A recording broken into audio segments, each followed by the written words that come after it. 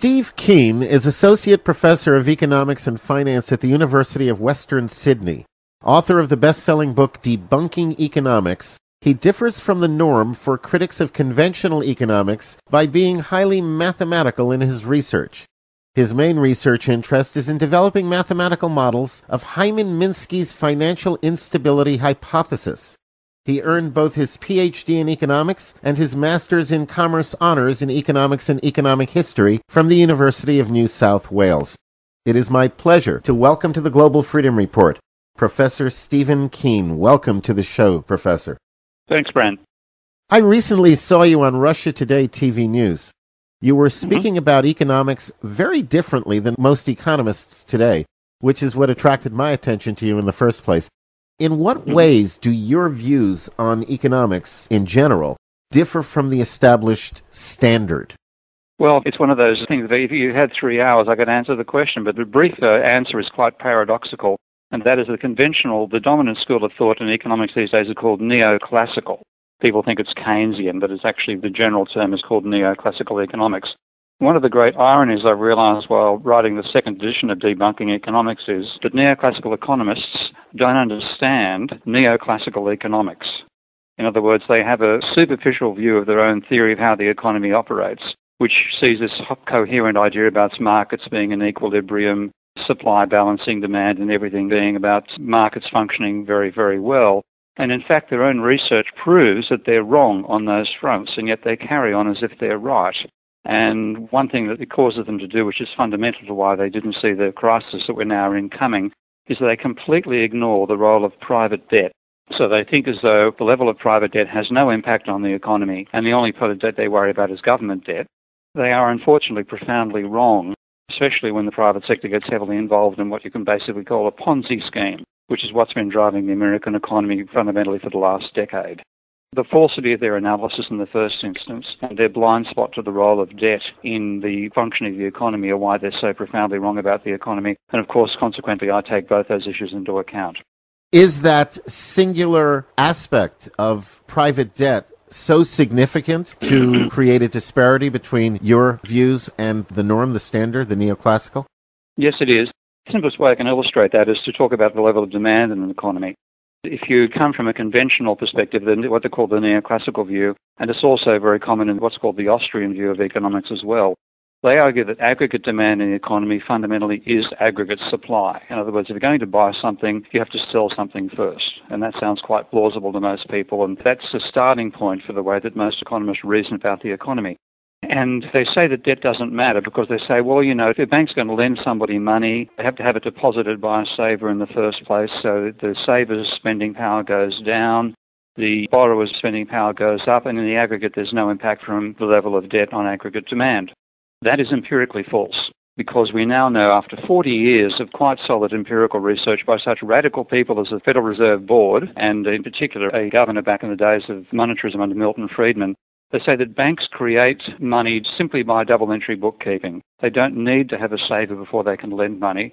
When they issue a loan to a borrower, they deposit, say, $1 million in the borrower's account, and they record that the borrower owes them $1 million, and that actually generates spending power. That's the theoretical reason why they're wrong.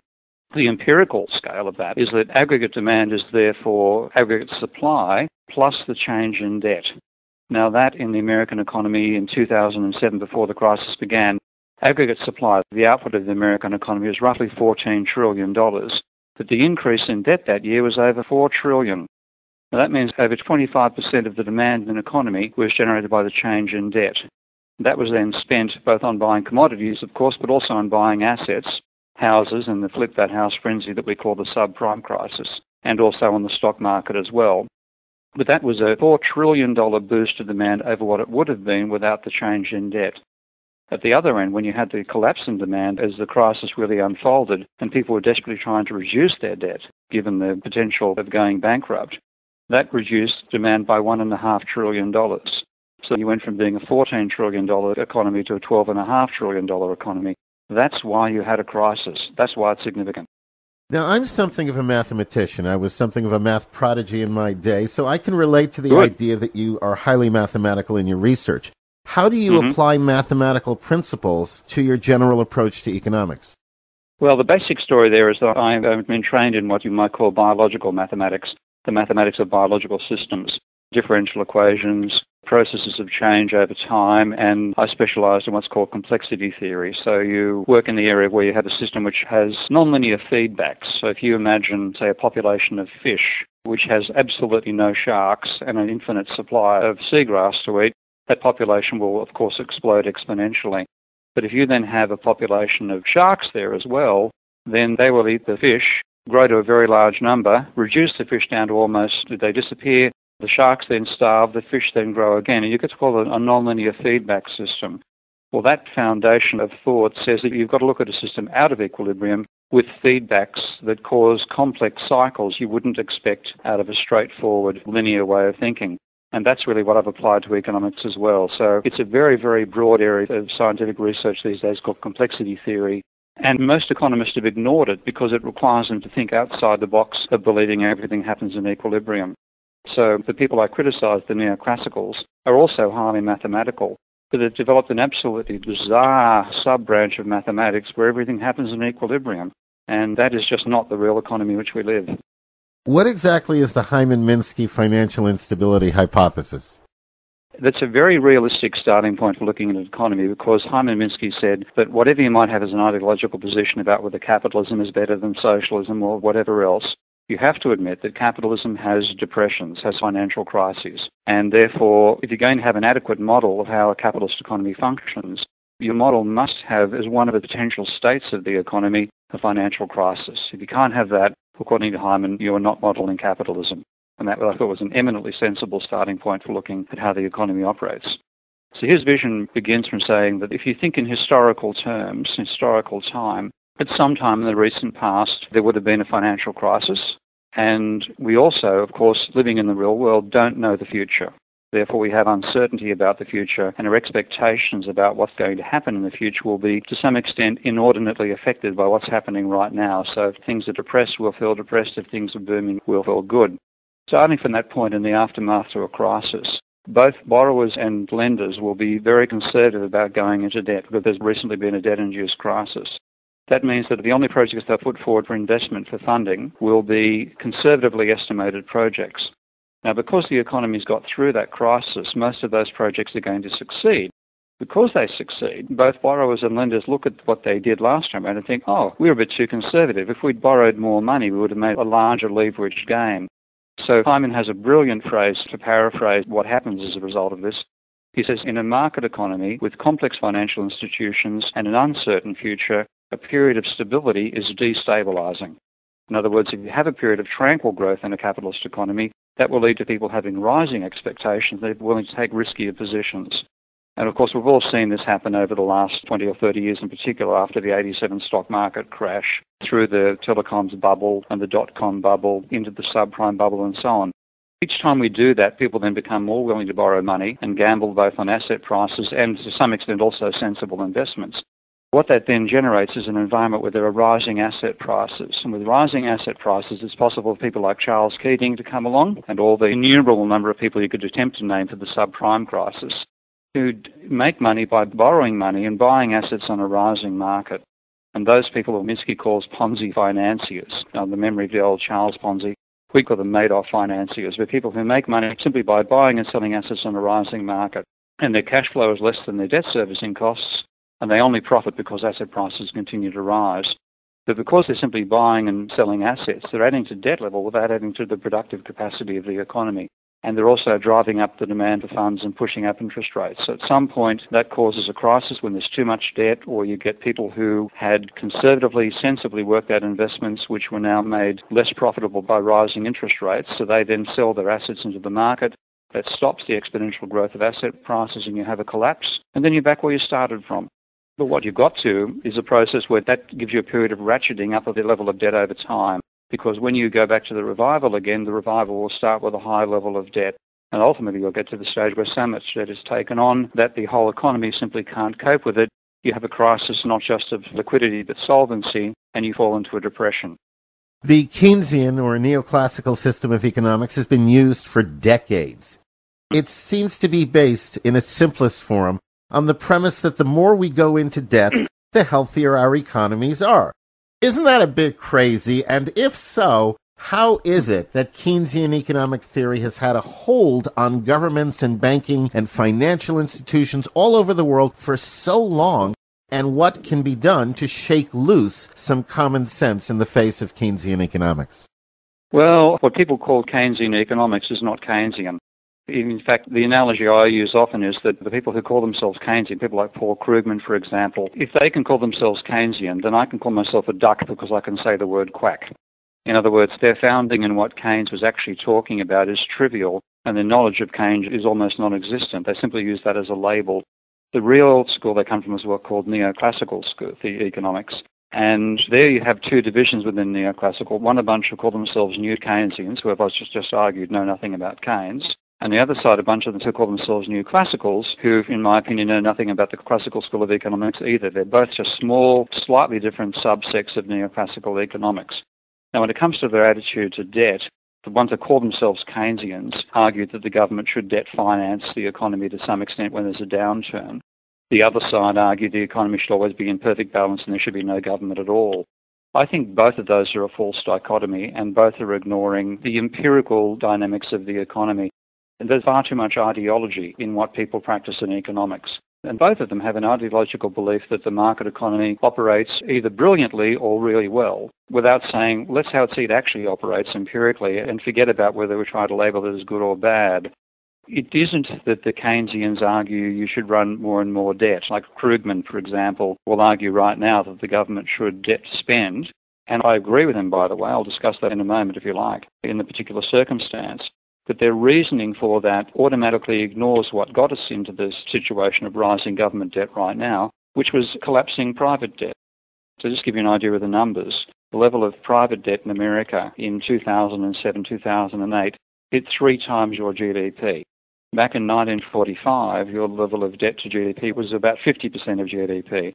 So the American economy has gone from carrying half a year's private debt in terms of its GDP to 3 years over the last 60 years. Now, that was an unsustainable level of debt. And then when you had the crisis hitting in 2007-2008, the private sector went from leveraging up, increasing its debt levels, to leveraging down. So it's gone from about 300% of GDP to 270% of GDP, the 30% of GDP fall. That's what's caused your government debt to start blowing out. And to focus on saying the government debt's the problem, it's a bit like saying that putting a Band-Aid over a wound is the problem. The problem was the wound in the first instance, which is the private sector debt. Now, in that situation, when you have the private sector reducing its debt level, what it's therefore doing is also reducing the amount of money in circulation in the economy. If the government goes ahead and does exactly the same thing at the same time, you have 2 wounds being hit to the body rather than 1. So there is a good reason when there's a crisis like that for the government to spend to create the money that's actually been taken out of the economy by the private sector reducing its debt levels. However, that's not the full solution. And because the neoclassicals ignore the level of private debt, they think all you've got to do is debt spend and the economy will function more properly. And of course, we're seeing that's not the case. I'm a big believer in some kind of an Austrian-type system or a pay-as-you-go system in which incurring debt is a rare exception rather than the general rule. What's wrong with my idea for a strong economy? That you don't buy something you can't afford. So let's answer that question by starting from an Austrian, which is Joseph Schumpeter, who I regard as the greatest of the Austrian economists, and most Austrians don't want to admit that he was an Austrian. Schumpeter argued that if you start from an economy in perfect equilibrium, where the only way you can buy anything is by selling something and so on, so there's no debt levels, he said what you need to get growth out of that situation is entrepreneurial activity. And he said, by definition, an entrepreneur is somebody with an idea, but not necessarily with the money to put that idea into operation. We all know how Steve Jobs and Steve Wozniak started Apple by selling their Combi van to raise the money to build the first Apples. But let's just presume that they actually went to a bank instead to borrow the money, and many, many firms do that. For example, the Tesla motor car in America right now has been substantially debt financed to start innovating a very advanced electric car. So an entrepreneur, from Schumpeter's point of view, is somebody who has an idea but not money. Well, to put their idea into operation, they have to raise money without having sold goods to get that money in the first instance. Their source for that revenue is debt.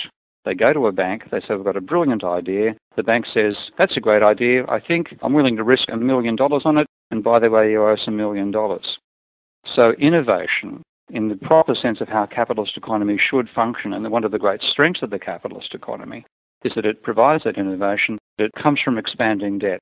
But what that money should be used to do is then produce new technology, new commodities, better ways of producing existing commodities or opening up new markets, not gambling on rising asset prices.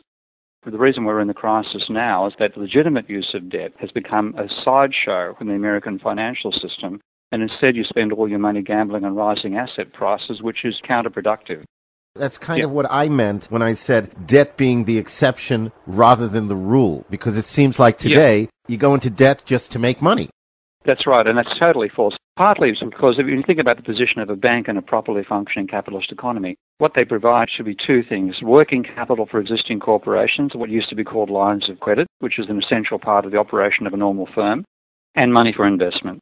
That's really as far as they should go. They shouldn't be financing buying shares on margin or buying houses with 120% loan-to-valuation mortgages and crap like that. But that's what they've got into. Now, the reason that they've got into that is because if they actually simply provide working capital and funds for new innovation, in the American economy it seems that results in a level of debt between 50 and 100% of GDP. Now, if you look at the spread that exists between the cost of funds and the loans that banks make out, that gives you about a 4% of the maximum margin. So the level of finance profits in America, if the finance sector was just doing what it should do, would be 4 to 5% of GDP. Instead, it's about 40%. Now, how have they managed to get that larger share of GDP? It's by convincing us to go into debt to gamble on asset prices. Because if you think about it, and you're quite right about it, I'm sure we have the same perspective here, debt per se is not a good thing. Debt to me is a bit like going to the dentist to have a tooth removed. You don't want to have more teeth removed than is necessary.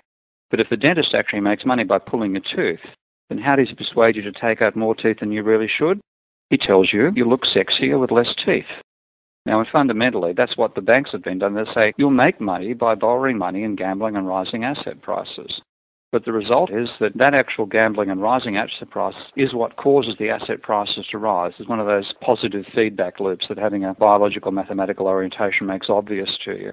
Because you borrow the money, you go and buy the asset, you borrowed more money than you would have had without the debt, of course, so you pay a higher price for the asset, you drive the prices up, and that sets off a positive feedback because that means somebody else will think, oh, I'll borrow more money and buy those assets and I'll benefit from the rising asset price too. Of course, what gives you a huge asset bubble, it finally bursts when people look at the level of debt required to get in and say, no thanks, I won't borrow that money, and the supply of new borrowers dries up, and with any Ponzi scheme it collapses, and we have the crisis we're in now. Well, now, you just described two, I would say, mutually exclusive systems. One in which debt is simply used to try and make money. It doesn't work. Ultimately, it collapses.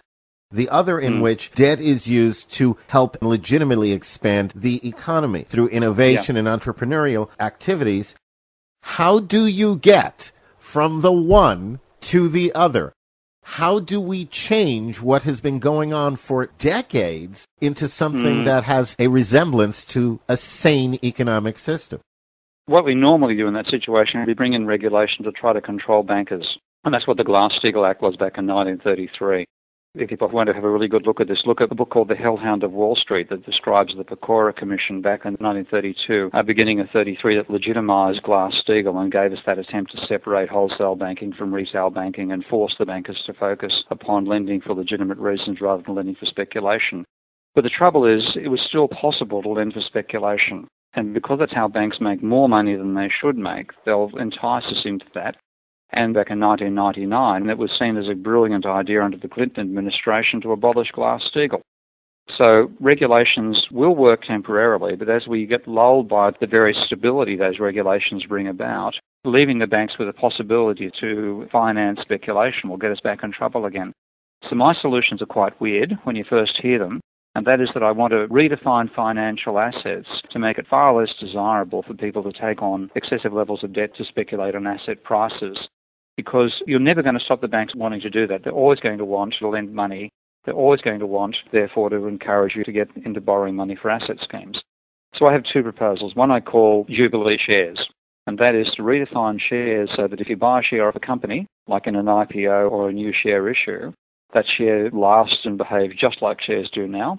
But if the share is bought off another speculator, then the share lasts 50 years. And then in 50 years' time, it expires. And the whole idea behind that is that if you wanted to get an indefinite stream of dividends, you'd have to provide money to a firm. But if you're going to buy a share off another speculator, which of course doesn't give money to the firm, then that lasts 50 years, in which case you'd be pretty foolish to borrow money to buy that share. And that would remove the leverage from the secondary market and shares. And the second proposal I call the PIL, which stands for Property Income Limited Leverage. And the idea there being that rather than basing the amount of money you can lend to a borrower to buy a property on the basis of the borrower's income, the amount of money that can be borrowed is limited to some factor of the income of the property being purchased, which means if you and I are both fighting over a particular property, which say had a rental value of $50,000 a year, neither of us could borrow more than $500,000 to buy it. And therefore, if you wanted to beat me, you'd need to put in more of your own money to buy it, which would put a negative feedback loop between the level of leverage and the price of housing. And those two factors, I hope, would prevent people being willing to take on excessive levels of debt to gamble and therefore force banks to make money the only way they should make money, which is by financing working capital and investment. Is there really an existing global economy, or is that term only representative of an ethereal concept, a virtual economy, maybe a gestalt? There is certainly a globally interconnected economy. I think we have an economy where there's far too much focus on what neoclassical economists call comparative advantage, so they encourage us to have more trade and less local production, and I think that's false. It's a false way of running an economy because it means that you start having firms exploiting wage differentials rather than producing locally, trying to make money without having local costs, which is destructive of the productive capacity, particularly the American economy. That's why your production has been shifted so much to China in the last 20 or 30 years. So there is a global economy, but I think the idea of a post-industrial economy is a myth, and that's one that I certainly knock very happily and very regularly. Like a nation itself, an economy has certain borders. The economy of my household does not extend to the next county or the next state or whatever. It's a self-contained unit. From that perspective, is there really a global economy, or is global economy just the term that we apply to the fact that there is so much interconnectivity between the varying economies of the world? I think the latter is correct. You're right. It's just a term we apply to say there's interconnectivity. But in fact, that interconnectivity has gone probably too far because a lot of that has been based on trying to reduce the cost of production by shifting production overseas and selling back into the same market that you were selling a mass market into previously. But by relocating production, as many American countries did to take advantage of low wage costs, particularly in China, they no longer hire American labour. They hire Chinese labour instead, pay them 1/10 as much as the American labour, and they try to sell back into the American market. But of course, they've undercut part of the mass market that you used to have, where Ford Motor Car sold some of its cars to Ford employees. You don't, therefore, have the mass market, and the only way that the American consumer can buy those goods is by going into debt. And of course, that ends up being in the situation we're in now, so it's an unsustainable trend. So I'd rather see us move back away from the level of globalization we've had and have more domestically sourced production and not have this attempt to undercut costs that, in a way, American corporations done in the last 40 years. What roles do precious metals, specifically gold and silver, play in economics? I'm not a great fan of gold and silver. I know that there's a great way to make money out of them right now, and people have made a large amount of money buying them in a rising market. That's quite feasible as a commodity speculation. What's our problem behind it is people believe that they should be money. They think the basis of money should be some physical commodity like gold or silver, and everything would be okay if we had a gold standard or a silver standard. That's where I part company, because from a historical point of view, fundamentally money has always been a relationship, a non-commodity rather than a commodity. And to be money as it should have the capacity to expand on demand when you've got a crush of entrepreneurial ideas coming forward. As Schumpeter explained very well, you tend to get these things passing in waves and you necessarily have cycles coming out of it. So there'll be periods of expanded demand and other periods of slackening demand when there's a small slump following a boom. Not the sort of depression we're going through now, but just the usual ups and downs of a trade cycle. That is very, very hard for a commodity like gold or silver to supply. And therefore you tend to get crises caused by inadequate supplies of the metal at vital times, or the price instability of the metal going in the opposite direction to the need for its availability. So I don't see gold and silver as having to take special positions in the economy. And in that sense, I agree with Keynes, who used to describe gold as that barbarous relic. But it's certainly a barbarous relic people have made lots of money out of, and good luck to them. Let me expand on that a little bit. gold and silver have inherent value. You can take gold or silver pretty much anywhere in the world, go to the most remote tribes in the jungles of South America, and you show them your gold, and they will trade with you. It has inherent value regardless of how it is valued in the various economies. So isn't not having gold and silver as a standard opening the door to the kind of rampant, let's just print money forever and ever because it's not backed by anything, tendencies that, say, the U.S. and the Federal Reserve, as well as other modern economies, have engaged in? That's one of the typical things that happens in economics. People put forward a hypothetical as a preferred system. I'm skeptical about that hypothetical. People look back and say that we had a gold standard in the past. We had trade cycles and financial crises when we had gold standards in the 19th century, just as regularly as we had them now. It wasn't a halcyon period. It had been so much better than what we've got now, then why would we go to the system we have today? I think gold, in that sense, is overrated as a way of stabilizing the financial system. And think about the example you gave. Take gold after a primitive culture and they'll accept it. In some ways, that's why Keynes called it a barbarous relic, because he's saying you're relying upon something which will be accepted by people from any other society, when in fact the mark of a civilized society is that you accept a promise of a banking system. Fundamentally, there's some very good arguments on this front which have been summarized by a European group who called themselves the Circuitists, and a guy called Augusto Graziani put it best, and he said that if you want to differentiate a monetary economy from a barter economy, the type of system you and I live in from the system of that primitive village somewhere, then the monetary economy differs from a barter economy because what they use for exchange is not a commodity. Otherwise, it's fundamentally the same to barter. On that basis, you've always had money being effectively a promise of a third party to pay the third party being the bank. The problem is that that third party gets corrupted by the power that promise gives it, particularly when it can encourage us into asset bubbles.